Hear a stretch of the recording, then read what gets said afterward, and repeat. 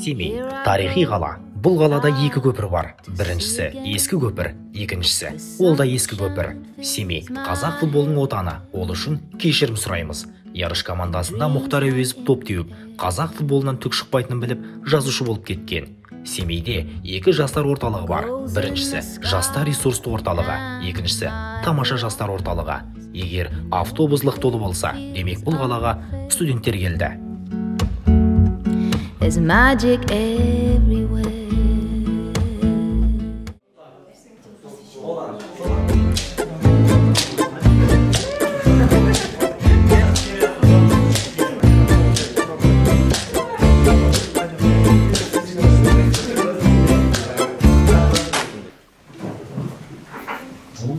Ал балалар, біздің колледжге қош келдіңдер.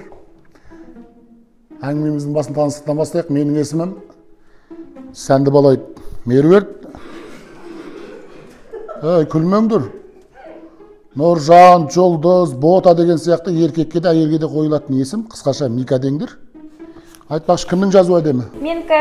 Бүгіннен бастап сіз староста боласыз. Хорошо, что жазудың әдемілігіне қарап, түрдің әдемілігіне қарап, мен староста болайын тұрмын. Сіз кімнің ата-анасы болдыңыз? Мен осында оқимын. Сіз осында оқисың ба? Онда тұр, Лапочка, өзің таныстыр. Мен Қадылбеков Аман. Мен осы колледжға Жарма ауданы Қалбатау ауылынан келдім. Грант ұтып алдым. Грек-римнан, каратеден, бокстан мастер спортамын.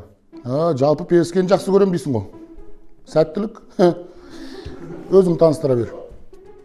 Мен Дүйсен Фернор, бұл колледжға О жағын қатырамыз ғой, бәке. Алаңдамаңыз. Не дейді сонша? Грант деп жатыр, грант. Түк күлкілі емес қой. Тегін ғой, тегін. Тегін? Ал балам, сенімен ақылдасатын мәселе бар. Сен енді ер жеттің. Ана Мұрат көкеңді білесің ғой? Білем ғой, қаладағы. Сол көкең бір грант дайындап қойды саған. Жақсы болды ма? Тегін оқисың.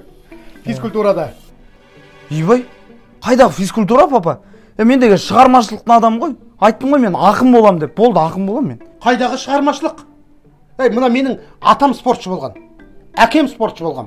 Мен де спортшымын. Сен де мына әке жолын қуып спортшы боласың. Болмайм мен, мама, айтшы бірдеңке деп. Жарайды, өз таңдаған оқуына түсінші енді. Қайдағы шығармашылық осы нағашыларын тартып кеткен бар ғой мына бала. 4 жылдан кейін мен пенсияға шығам. Сен 4 жылдан кейін оқу бітіресің де, менің орныма топ етіп отыра қаласың. Болмайм деп тұрмын ғой, қайда мен мектепте мен өлеңдеріне кітап шығарғалы жатыр ғой мен. Кітап шығарып жатыр, қойшы енді. Қатын сен таңда. Не бала, не мен. Не дейді? Мен жалпы мысал келтіре алмаймын. Мына сендерге ақыл айтқаннан гөрі, ана Гүлжанның балаларына ақыл айтқан жақсы. Солар жақсы тыңдайды. Қайдағы Гүлжан?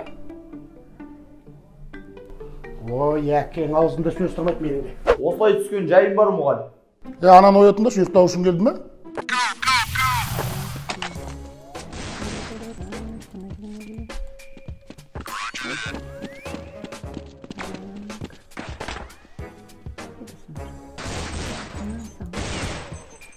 Әй балам, назависа кетіп қалды.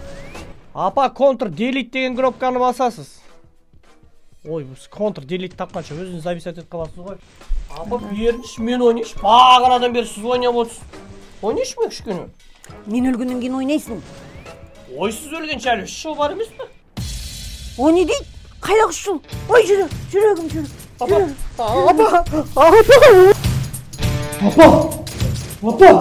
Апасымыз Мика де. Кешіңіз, Мика мұғалім. Шуки Жанарбекұлы Бият ауылында Шәкәрім орта мектебінде оқуға 9-шы класс бітірдім. Мен жақсы оқыдым, сабақ үлгерімім жақсы болды. Мен спортсменмін, мұғалім. Кір! Саламатсыз, мұғалім. Кірсе бола ма? Шүке, қайда жүрсің кешігін? Светофор тұрқам. Қайдағы светофор? Біздің ауылда светофор түгілі пешеход жоқ қой? Жоқ демеңіз, мұғалім.